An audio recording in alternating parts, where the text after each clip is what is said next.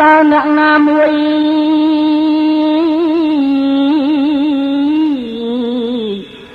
មកបាញ់ខ្ញុំអើយខ្ញុំដើរតម្រង់ទៅដងទឹក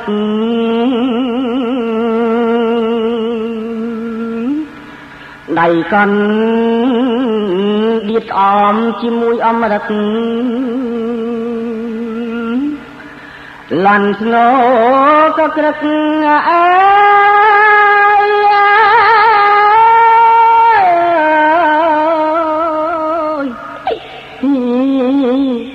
តាមមី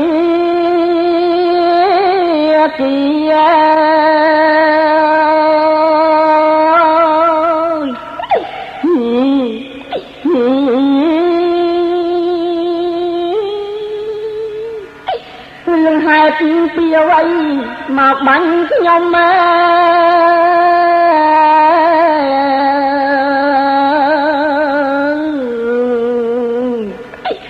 លោកអើយធ្វើកម្មអ្វីម្លេះណាមកបាញ់ធ្លុះប្រាណអង្គអាត្មា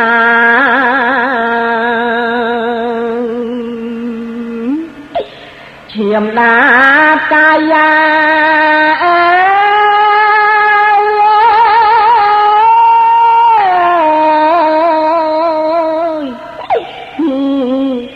អង្គទៅហើយ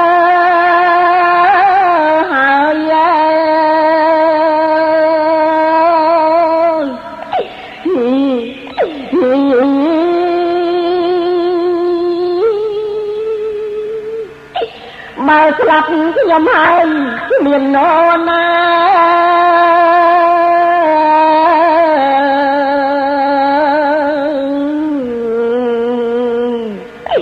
បំរើមេត្តាបីដាឡើយ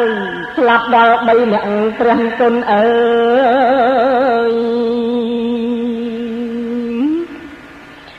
ពេលនេះឯងហើយអើយ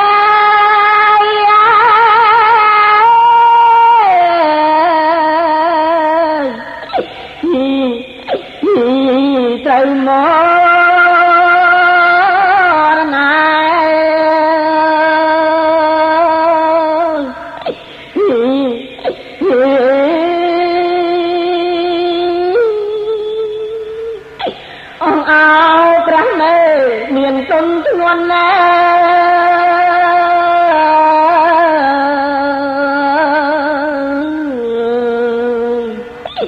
ចូលបានក្តីទុកយ៉ាងនេះហើយមកជួយកូនផងព្រះមេអើយ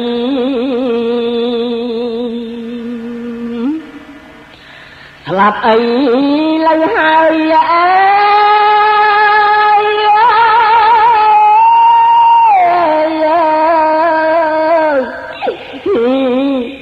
ណាព្រះអើយ